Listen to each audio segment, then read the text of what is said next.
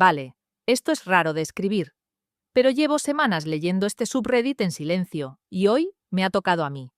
Soy española, tengo 32 años, vivo en Madrid, lavapiés, por si alguien se lo pregunta, y sobre el papel, mi vida está bastante bien.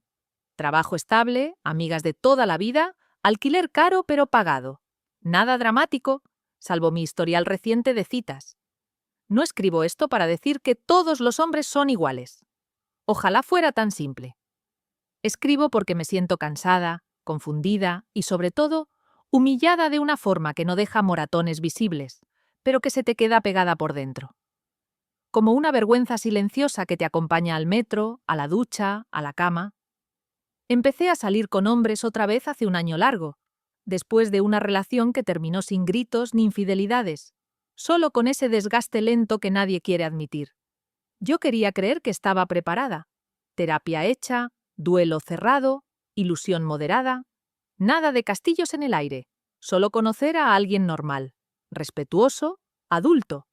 Y al principio siempre parece que esta vez sí. Siempre hay un primer mensaje que te hace sonreír sin querer. Un me gusta cómo escribes, o un contigo se puede hablar de verdad. Yo caía porque quería caer. Porque quería pensar que no todo era ghosting, juegos de poder y silencios estratégicos. Porque estaba cansada de cenas con amigas diciendo, tía, mejor sola que mal acompañada, mientras todas mirábamos el móvil de reojo. Las primeras señales raras nunca llegan con sirenas. Llegan como bromas, como comentarios que te hacen dudar, pero no lo suficiente como para irte. Un no te pongas así, era coña. Un eres muy sensible. Un te lo tomas todo demasiado en serio. Yo me decía que estaba aprendiendo a no exagerar, a ser más flexible, a no huir a la mínima. Salía con hombres distintos, al menos en apariencia. Ingenieros, creativos, uno que decía estar muy trabajado emocionalmente. Alerta roja que ignoré. Algunos parecían atentos, otros misteriosos. Pero todos tenían algo en común. Al principio me miraban como si yo fuera interesante. Y poco a poco me iban tratando como si fuera reemplazable. Yo seguía quedando. Cafés eternos, cervezas artesanas, paseos nocturnos por Malasaña, mensajes largos de madrugada que prometían cercanía y luego se evaporaban al amanecer. Cada cita era una mezcla de esperanza y tensión. Como si siempre estuviera a punto de pasar algo bonito, pero nunca terminara de llegar.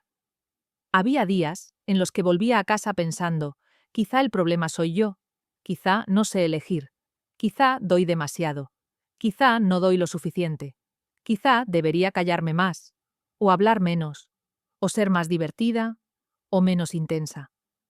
Empecé a corregirme sola antes de que nadie me lo pidiera, y aún así seguía creyendo que esta vez sería diferente, que el siguiente no desaparecería, que el siguiente no me haría sentir pequeña, que el siguiente no me pondría en una situación incómoda para luego decirme que exagero. Spoiler, no fue así. Esto que voy a contar no es una sola cita.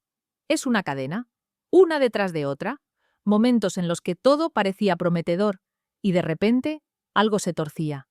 Una frase, un silencio, una risa fuera de lugar.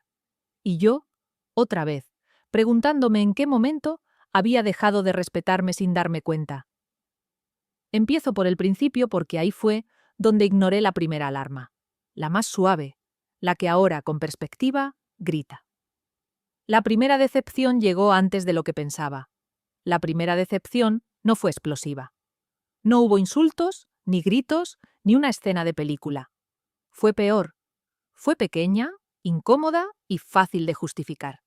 Justo por eso tardé en reconocerla como lo que era. Se llamaba Dani, 35 años, arquitecto, barba cuidada, fotos en bici por la sierra y una bio que decía algo como «Me gustan las conversaciones largas y el vino tinto». Nada original, pero tampoco alarmante. Empezamos a hablar y sorprendentemente respondía. Preguntaba. Se acordaba de cosas. Yo pensé, vale, mínimo interés real. Quedamos un jueves después del trabajo, en un bar pequeño de La Latina. Llegué 5 minutos antes, como siempre. Él llegó 15 minutos tarde, sin avisar. Cuando se sentó, ni disculpa ni nada. El tráfico estaba imposible, dijo, como si eso cerrara el tema. Me encogí de hombros. No pasa nada, pensé. No voy a empezar una cita siendo la pesada del reloj. Pedimos algo de beber y empezamos a hablar. Al principio fue fluido. Trabajo, viajes, anécdotas. Él hablaba mucho, yo escuchaba. Cuando intentaba contar algo mío, me interrumpía para añadir contexto o corregir detalles que ni siquiera conocía. No, eso no es exactamente así, me dijo en un momento, sobre mi propio trabajo. Sonrió después, como si me estuviera haciendo un favor. Me reí un poco incómoda. Noté esa primera punzada rara en el estómago, pero la ignoré. Pensé que era nervios, que igual yo estaba más susceptible de la cuenta. En un momento saqué el móvil para mirar la hora. Tenía que madrugar al día siguiente. ¿Te aburres ya? Soltó, medio en broma. No, solo miro la hora. Bueno, es que ahora la gente no sabe estar sin el móvil. Me sentí como una adolescente regañada. Y lo peor es que me justifiqué sola. No lo ha dicho a malas. Seguimos. Una cerveza más. Luego otra. Él empezó a contar historias de sus ex. Todas locas, todas intensas, todas demasiado emocionales. Al final me cansé, dijo. Yo soy muy tranquilo, ¿sabes? Yo asentí, aunque por dentro algo chirriaba. Siempre que un hombre dice que todas sus ex están mal, hay algo que no cuadra. Pero yo quería creer que esta vez era solo mala suerte acumulada. Cuando nos levantamos para irnos, me propuso dar un paseo. Acepté. Caminamos unos minutos y de repente se paró en seco. Oye, una cosa, dijo.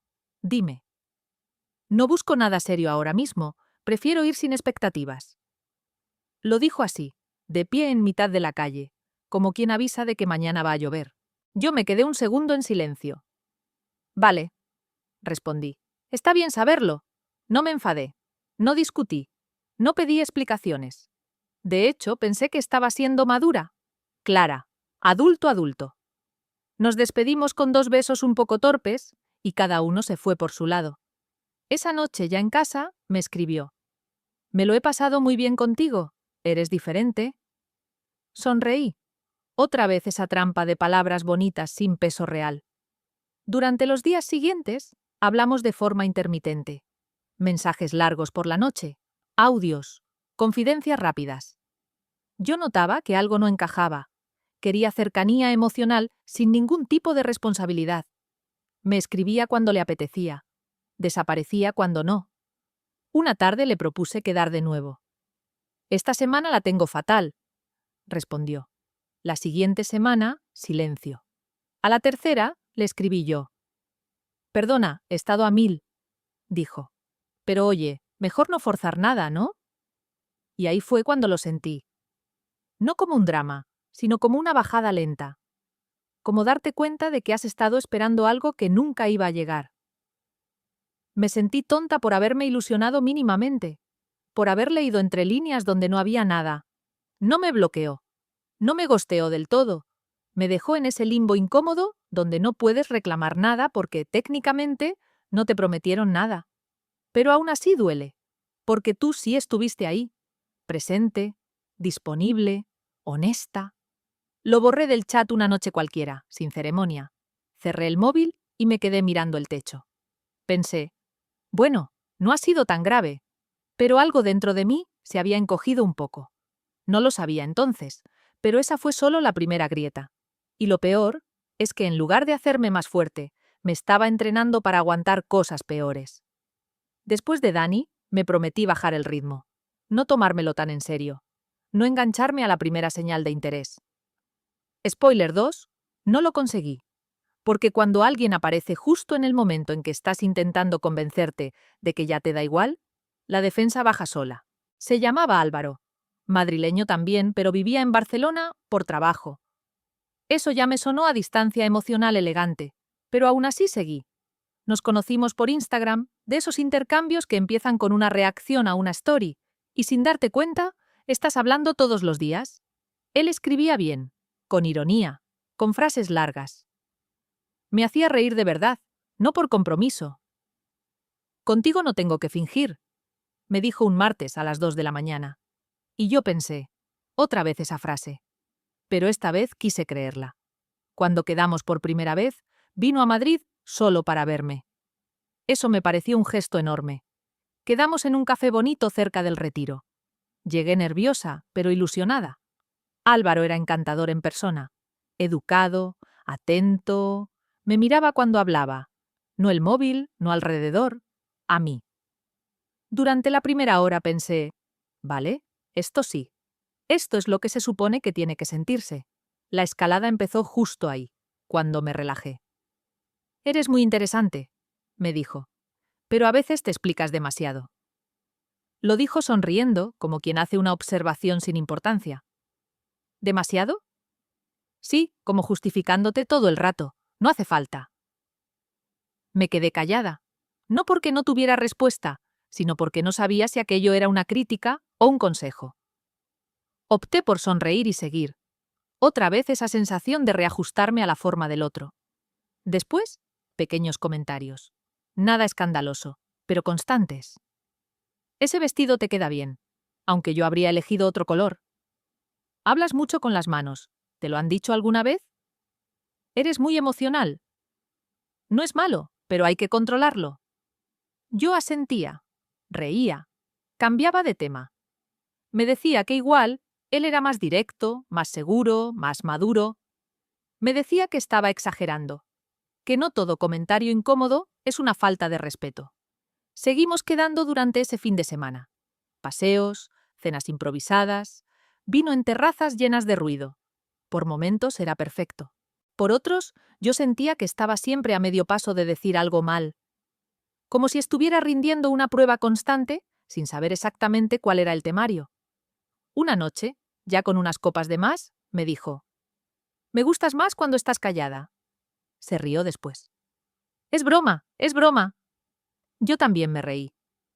Pero por dentro algo se me rompió un poco.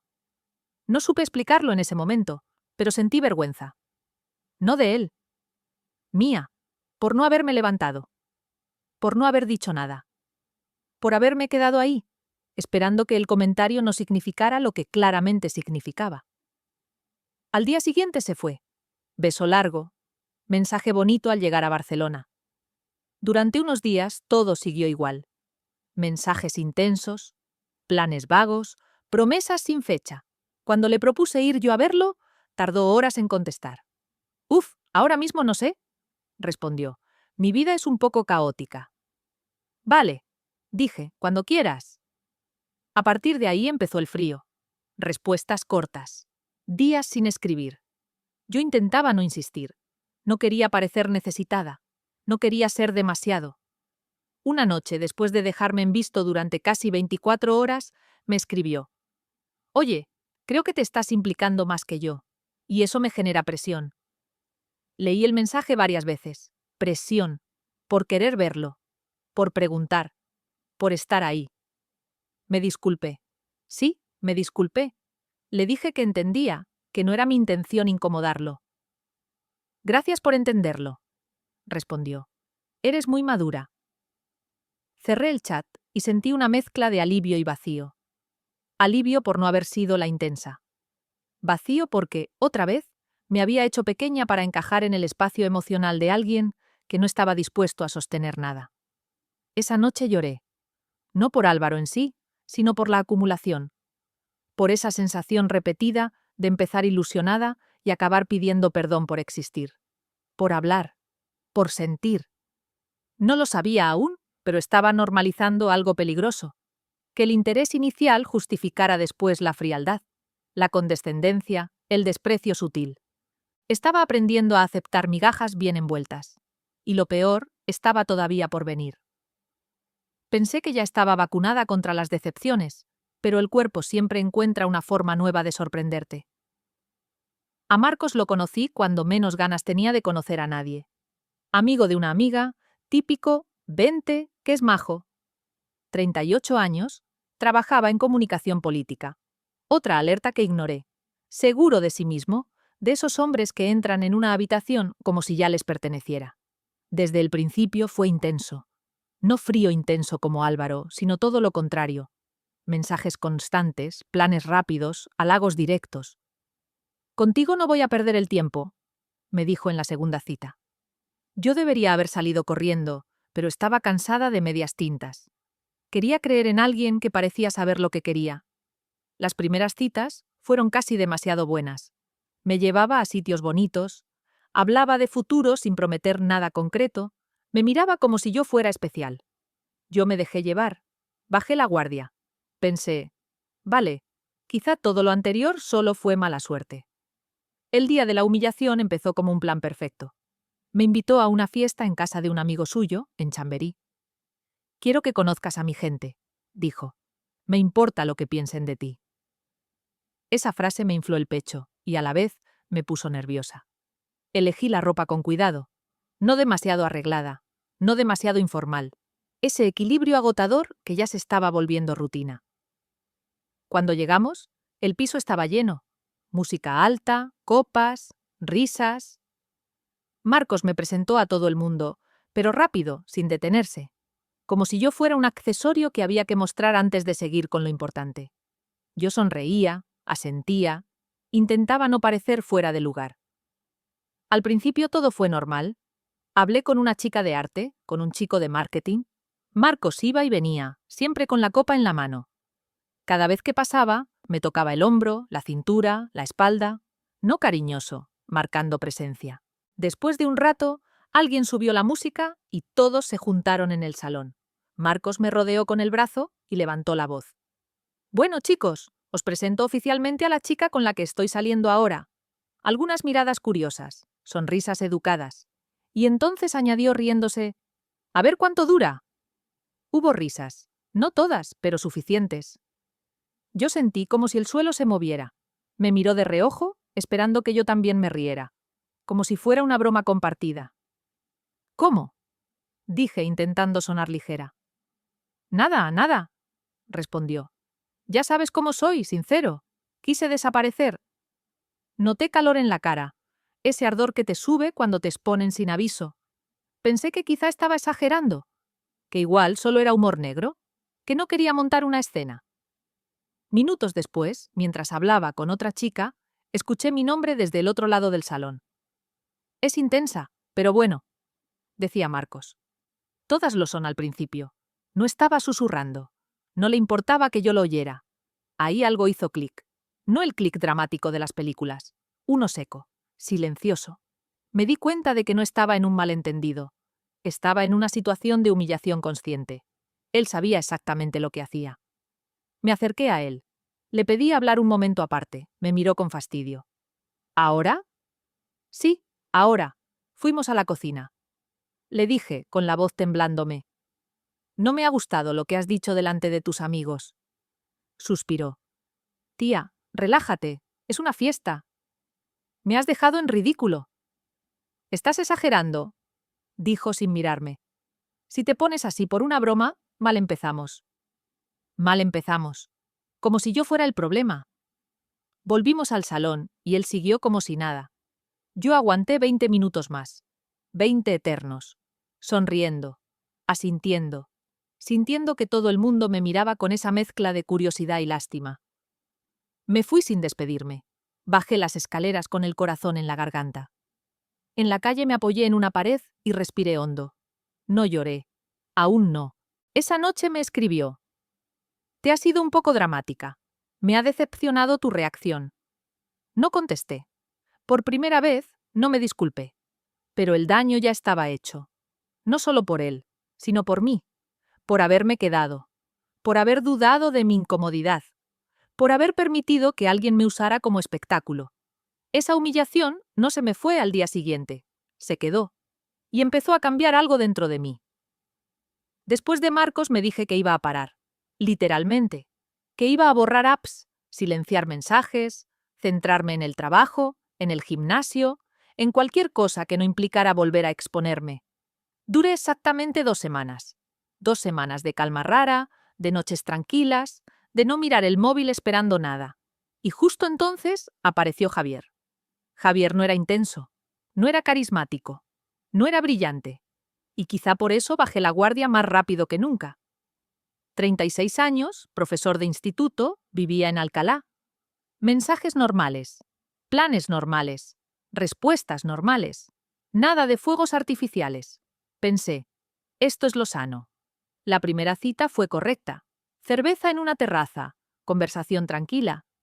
Me preguntó por mi familia, por mi trabajo, por mis amigas. Me escuchaba. Asentía. No me interrumpía. Salí de ahí ligera, sin ansiedad. Eso ya era casi un milagro.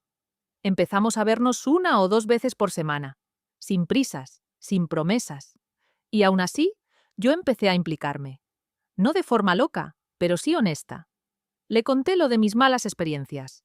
Le dije que me costaba confiar. Él me miró con cara seria y dijo, «Tranquila, conmigo puedes estar tranquila». Esa frase se me quedó grabada. Las cosas se torcieron despacio. Primero, pequeñas incongruencias. Un día me decía que estaba solo en casa corrigiendo exámenes y luego subía una story desde un bar. Cuando se lo comenté, se rió. «Has entendido mal. Salí un rato después». Otro día canceló una cita porque no se encontraba bien. A las 2 horas, foto en un concierto. Esta vez no dije nada. Me dije que no tenía derecho a exigir explicaciones, que no éramos nada formal, que estaba proyectando. Pero la sensación no se iba. Esa incomodidad sorda. Ese algo no cuadra constante. Una noche, después de casi un mes viéndonos, le pregunté directamente. «Oye, ¿estás saliendo con alguien más?» No lo dije acusando, lo dije tranquila, desde la necesidad de saber dónde estaba pisando. Se quedó en silencio unos segundos, luego sonrió. «¿Por qué preguntas eso?» «Porque a veces siento que no estás del todo aquí». «¿Eso está en tu cabeza?», respondió. «¿Te estás montando películas?». Ahí empezó el gaslighting de verdad, no el evidente, sino el sutil, el que se disfraza de calma y lógica. Cada vez que yo expresaba una duda, la convertía en un defecto mío. «Eres muy insegura. Vienes muy tocada de relaciones anteriores. No todo el mundo tiene segundas intenciones». Yo empezaba cada conversación con una disculpa. «Perdona si esto suena raro. Igual es cosa mía, pero no quiero parecer intensa. Solo quería decirte...». Y él asentía, comprensivo, mientras seguía haciendo exactamente lo mismo. La mentira grande llegó de golpe. Una amiga mía me mandó una captura por WhatsApp. «Tía, ¿este no es el chico con el que estás saliendo?». Era una foto de Javier en Instagram, abrazando a una chica, con una descripción demasiado íntima para ser ambigua. No era una ex, no era una amiga, era claramente alguien con quien estaba.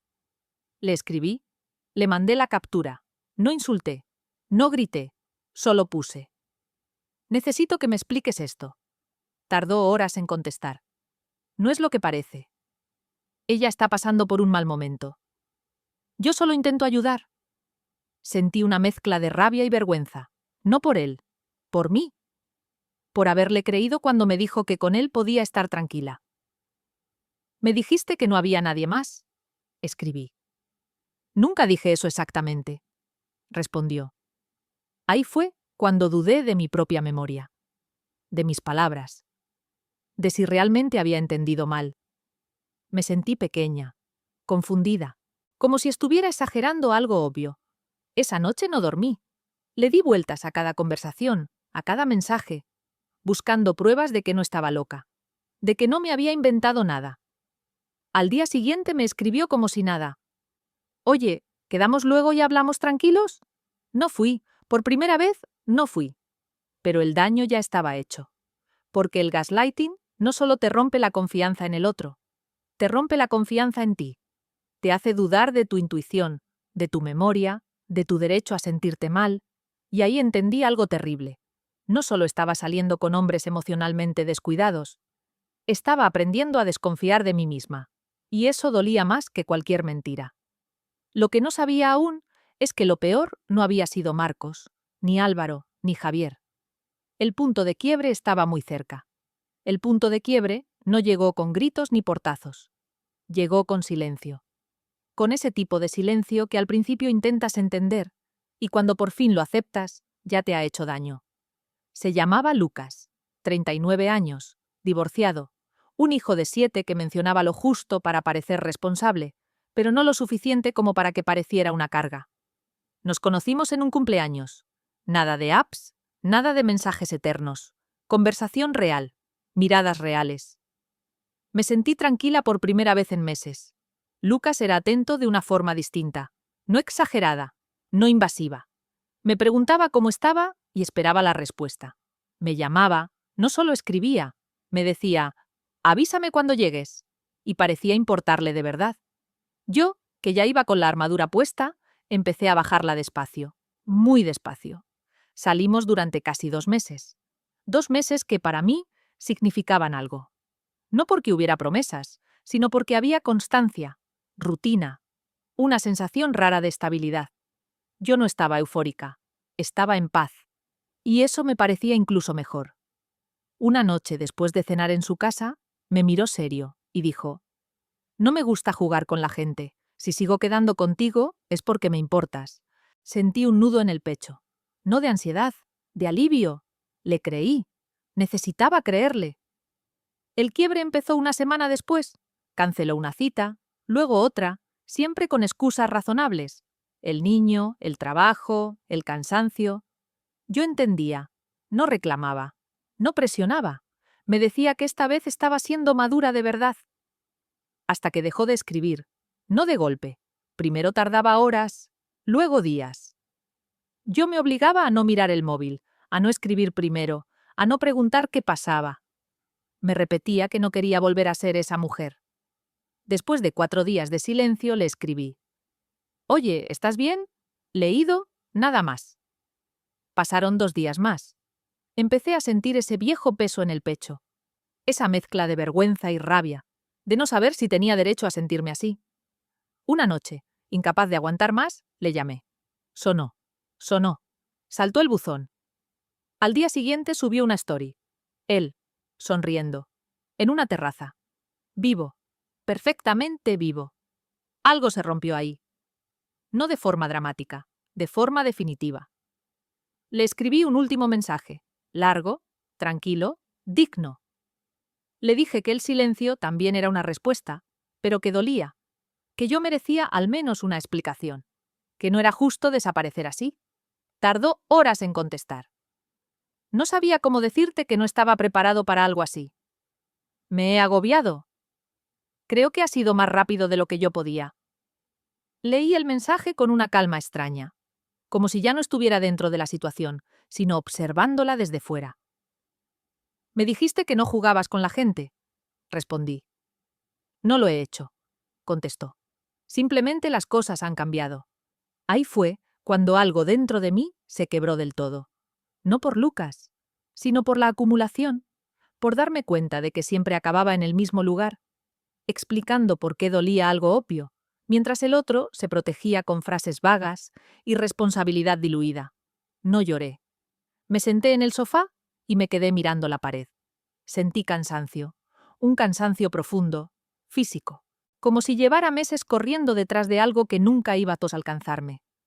Esa noche entendí que no era mala suerte, que no era casualidad, que no era solo que todavía no había llegado el adecuado.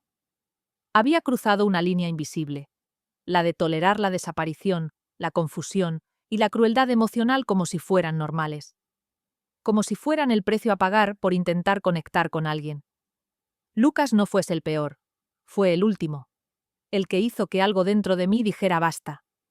Y cuando por fin me permití sentirlo todo, el colapso llegó sin pedir permiso. El colapso no fue inmediato. No fue una noche de llanto desconsolado, ni un ataque de pánico en el metro. Fue más lento, más traicionero, como una humedad que se filtra por las paredes, y cuando te das cuenta, ya lo ha estropeado todo. Los días después de Lucas, funcioné en piloto automático. Me levantaba, trabajaba, respondía a correos, hacía la compra, sonreía a mis compañeras. Desde fuera parecía normal. Por dentro, todo estaba apagado.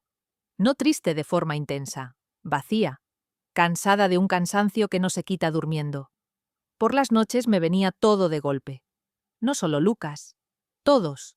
Dani, Álvaro, Marcos, Javier. Frases sueltas, momentos concretos, risas que ahora sonaban crueles. Yo en terrazas fingiendo tranquilidad mientras me sentía evaluada. Yo justificando comentarios que me dolían. yo pidiendo perdón por necesitar claridad. Empecé a preguntarme cosas que no quería pensar. ¿Por qué siempre acabo ahí? ¿Qué estoy proyectando? ¿Qué parte de mí está tan dispuesta a conformarse con migajas? La vergüenza apareció fuerte. No la vergüenza hacia ellos, sino hacia mí. Por haber contado historias bonitas a mis amigas que luego tenía que desmentir. Por haber dicho, este parece distinto, demasiadas veces. Por haber defendido a hombres que luego me dejaron en silencio. Dejé de hablar de citas. Si alguna amiga preguntaba, decía que estaba tranquila, que no me apetecía nada. Mentía un poco. Lo que no me apetecía era volver a explicar por qué algo que parecía prometedor había vuelto a romperse. Una noche me dio por releer conversaciones antiguas. Error. Vi cómo había ido reduciéndome con cada hombre. Al principio preguntas claras, frases completas. Al final, mensajes medidos, casi pidiendo permiso para existir. Cuando puedas. No pasa nada si no te viene bien. Igual estoy exagerando. Eso fue lo que más me dolió. Verlo escrito, negro sobre blanco. Lloré esa noche, de verdad. No por un hombre concreto, sino por la acumulación de pequeñas humillaciones aceptadas. Por el tiempo invertido. Por la energía emocional regalada a personas que no supieron, o no quisieron, sostener nada. Durante unos días pensé que igual el problema era amar, sentir, esperar algo de alguien. Pensé que quizá había nacido con una expectativa equivocada, demasiado idealista, demasiado intensa para este tipo de vínculos rápidos y superficiales. Me comparaba con otras mujeres, las que parecían no implicarse nunca, las que van a su rollo, las que siempre tienen la sartén por el mango. Me preguntaba cómo lo hacían, si sentían menos, si les dolía menos, o si simplemente habían aprendido antes que yo a no entregarse. La rabia llegó después. Rabia contenida. No grité, no rompí nada. Era una rabia silenciosa, dirigida hacia adentro. Por no haberme ido antes. Por haber normalizado el desprecio elegante. Por haber confundido frialdad con madurez. Me sentía tonta por algo que, en el fondo, sabía que no lo era. Pero el colapso emocional no entiende de lógica. Te hace cuestionarlo todo, incluso tu valor. Hubo un día especialmente malo. Volvía del trabajo, entré en casa, dejé las llaves en la mesa y me senté en el suelo del pasillo. No tenía fuerzas ni para llegar al sofá. Me quedé ahí, abrazándome las piernas, sintiendo una soledad espesa, casi física. Pensé, no quiero volver a pasar por esto. No quería volver a ilusionarme para acabar dudando de mí misma. No quería más hombres diciéndome que exagero. No quería más silencios disfrazados de espacio personal. Pero todavía no sabía cómo salir de ahí. Solo sabía que algo tenía que cambiar. Que no podía seguir poniendo el cuerpo y el corazón en situaciones que me dejaban así. Ese colapso fue horrible, sí. Pero también fue el fondo. Y desde el fondo, aunque no lo supiera entonces, solo quedaba una cosa posible: empezar a mirar con claridad. La reflexión estaba a punto de llegar. La reflexión no llegó como una revelación luminosa, ni como una frase inspiradora en una taza.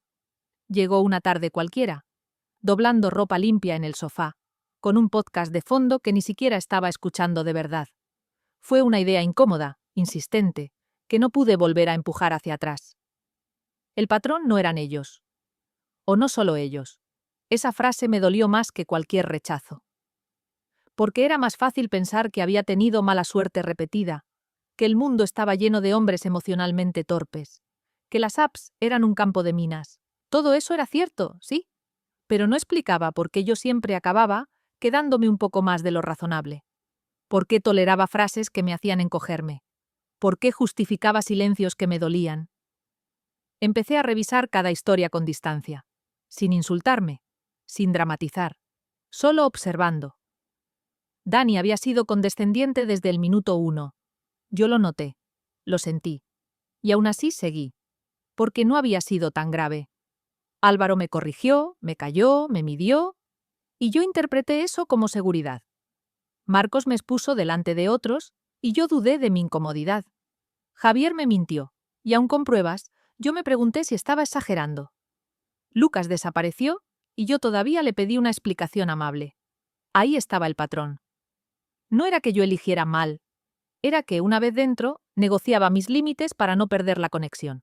Prefería adaptarme antes que irme, callarme antes que incomodar, dudar de mí antes que enfrentar un conflicto. Y eso no había empezado con las citas.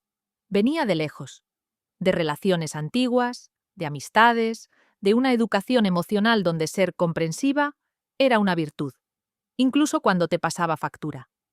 Donde poner límites se sentía egoísta. Donde decir «esto no me gusta» parecía un drama innecesario. Me di cuenta de que confundía paciencia con aguante, madurez con silencio, empatía con autoabandono. También vi algo que me dio un poco de paz. No había nada defectuoso en mí, por querer cercanía, claridad, coherencia. Eso no me hacía intensa, me hacía humana. El problema no era sentir. El problema era quedarme cuando el otro no estaba dispuesto a sostener lo que yo ofrecía. Esa reflexión fue dura, pero también liberadora, porque por primera vez el foco dejaba de estar en qué hice mal y pasaba a ser ¿por qué me quedé? Y esa pregunta, aunque incómoda, tenía respuesta y solución. No se trataba de endurecerme, de volverme fría o cínica. No quería convertirme en alguien que no espera nada de nadie. Quería algo más difícil, aprender a irme antes, aprender a escuchar esa incomodidad inicial sin racionalizarla hasta desaparecerla. Esa tarde entendí que mis límites no tenían que ser negociables para ser válida, que no necesitaba justificar por qué algo me dolía para que fuera real, que el respeto no se construye explicando, sino observando cómo te tratan cuando no estás de acuerdo. No salí de esa reflexión empoderada ni fuerte, salí cansada, pero clara. Y la claridad, aunque no hace ruido, cambia muchas cosas. Aún no sabía cómo iba a responder la próxima vez, pero sabía que no iba a hacerlo igual. La oportunidad de hacerlo distinto llegó antes de lo que esperaba. No como un gran gesto heroico, sino como una escena pequeña, cotidiana, casi aburrida. Y precisamente por eso fue tan importante. Se llamaba Andrés. Lo conocí en una librería, de esas coincidencias que antes habría convertido en historia romántica. Comentamos un libro, tomamos un café rápido, intercambiamos números. Nada intenso, nada prometedor. Yo iba con una calma nueva, como si estuviera observando desde fuera. Las primeras conversaciones fueron agradables, educadas, sin fuegos artificiales. Quedamos un par de veces. En la tercera cita, mientras caminábamos por el barrio de las Letras, soltó algo que antes habría dejado pasar sin pensarlo. «Es que a veces las mujeres pedís demasiadas explicaciones», dijo riéndose un poco. «Hay que dejar fluir más». Noté la sensación inmediatamente, no un golpe, un aviso, esa presión suave en el pecho que ya conocía demasiado bien. Antes, mi reacción habría sido justificarme, aclarar que yo no pedía explicaciones, solo comunicación. Suavizarlo todo para no parecer exigente. Esta vez no. Me paré. Literalmente me detuve en mitad de la calle. «Para», dije tranquila. Me miró sorprendido. «¿Qué pasa?» «Eso que acabas de decir no me gusta». Silencio. Corto, incómodo, pero limpio. «No me gusta porque suena a que expresar lo que necesito es un problema», continué. «Y no estoy en ese punto». No levanté la voz. No sonreí para restarle importancia. No añadí un «igual soy yo», simplemente lo dije. Andrés frunció el ceño. «Bueno, no era para tanto». «Para mí sí», respondí. Ahí estaba la diferencia. No necesitaba convencerlo. No necesitaba que lo entendiera. Solo necesitaba decirlo. Seguimos caminando unos metros más. La conversación no volvió a ser igual. Él se mostró más distante, más seco. Antes, eso me habría activado la alarma del abandono. Habría intentado arreglarlo. Esta vez lo observé con una calma casi clínica. Al despedirnos me dijo: «Creo que buscamos cosas distintas». Asentí. «Eso parece». No sentí tristeza, ni alivio exagerado. Sentí algo nuevo, coherencia. Me fui a casa con una ligereza rara, como si hubiera recuperado una parte de mí que llevaba tiempo cedida. Los días siguientes no lo eché de menos. Y eso me confirmó todo. Recuperar la dignidad no fue imponerme ni ganar una discusión. Fue no traicionarme por mantener una posibilidad. Fue entender que decir esto no me hacía difícil, sino honesta, que la reacción del otro no era mi responsabilidad.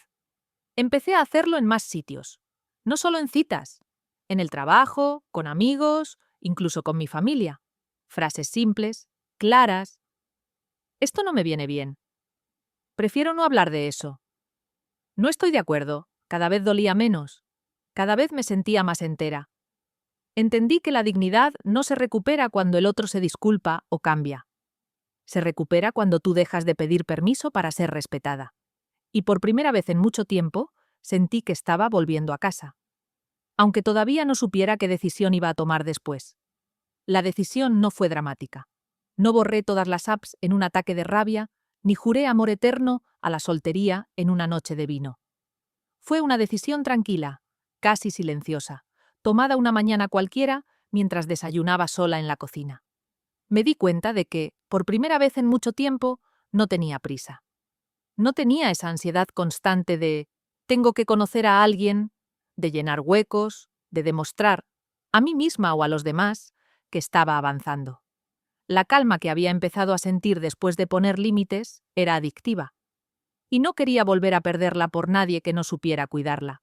Decidí parar. No como castigo, como cuidado. Parar de salir con hombres durante un tiempo. Parar de justificar comportamientos grises. Parar de confundir atención intermitente con interés real. No cerrar la puerta al amor, pero sí cerrar la puerta al caos emocional. También decidí quedarme en Madrid. Durante semanas había fantaseado con irme, cambiar de ciudad, de rutinas, de escenarios. Pensaba que quizá el problema era el lugar, pero entendí que huir no me iba a enseñar nada nuevo. Quería aprender a estar bien donde estaba, conmigo. Empecé a llenar el tiempo de otra forma. Volví a cosas que había dejado en pausa. Clases de cerámica los martes, correr por el Retiro los domingos por la mañana, cenas improvisadas con amigas sin hablar de hombres. Dejé de mirar el móvil esperando mensajes que nunca llegaban. Hubo momentos de soledad, claro. No la voy a romantizar. Hubo noches en las que eché de menos la idea de alguien, no a alguien concreto. Pero incluso ahí noté la diferencia. Esa soledad ya no venía acompañada de humillación ni de dudas sobre mi valor. Me prometí algo sencillo y difícil a la vez. No volver a quedarme donde me hacen sentir pequeña. No negociar la claridad. No minimizar mi incomodidad para no incomodar. Si volvía a salir con alguien, sería desde otro lugar. No desde la esperanza desesperada de que esta vez funcione, sino desde la observación tranquila de cómo me siento estando ahí. Si tenía que irme, me iría. Sin discursos largos, sin explicaciones infinitas, sin pedir perdón. La decisión no me convirtió en alguien más dura. Me convirtió en alguien más honesta. Y eso, aunque da miedo, también da paz. Por primera vez, el futuro no me parecía una urgencia que resolver. Me parecía un espacio abierto, sin presión. Y yo, por fin, estaba en el centro. Solo quedaba cerrar el círculo, decir en voz alta qué había aprendido y por qué escribía todo esto aquí. Si has llegado hasta aquí, gracias. De verdad. Escribir todo esto ha sido incómodo, pero necesario. No porque mi historia sea especialmente trágica, sino porque es demasiado común. Porque muchas pasamos por situaciones parecidas y las minimizamos hasta que el cuerpo ya no puede más. No aprendí que hay que ser más dura. No aprendí a jugar mejor. No aprendí trucos para que no te gosteen, ni frases mágicas para que alguien se quede. Eso no existe. Lo que aprendí fue algo más simple y más difícil. Que el respeto no se negocia y no se mendiga. Que si alguien te confunde, te expone, te corrige constantemente, te hace dudar de lo que sientes o desaparece sin explicación, no es porque tú no hayas sabido hacerlo mejor. Es porque ahí no hay un vínculo sano posible. Aprendí que la humillación emocional no siempre viene en forma de insulto. A veces viene envuelta en bromas, en silencios, en frases como «estás exagerando» o «no era para tanto». Y que si algo te duele, ya es suficiente razón. No necesitas un juicio popular que lo valide. Aprendí a escuchar esa incomodidad pequeña del principio. Esa que antes silenciaba por no parecer dramática. Esa que ahora sé que es información valiosa. El cuerpo casi nunca se equivoca. Y sobre todo, aprendí algo que ojalá alguien me hubiera dicho antes. No tienes que demostrar que eres fácil, comprensiva o paciente para que alguien te quiera. La persona adecuada no te pedirá que te reduzcas para encajar. No te hará sentir reemplazable. No te pondrá a prueba. Si estás leyendo esto y te has visto reflejada, no te culpes. No eres tonta. No eres débil. Has querido conectar. Has sido honesta. Eso no es un defecto. Pero tampoco tienes que quedarte donde te duelen. Pon límites antes de romperte. Vete antes de explicarte 10 veces. Cree más en lo que sientes que en lo que te dicen cuando intentan minimizarlo. Y si ahora mismo estás cansada de todo, de las citas, de los mensajes, de empezar otra vez, está bien parar. No le debes disponibilidad emocional a nadie. A veces, la historia de amor más urgente es aprender a no abandonarte a ti misma. Eso, al menos, ya no pienso olvidarlo.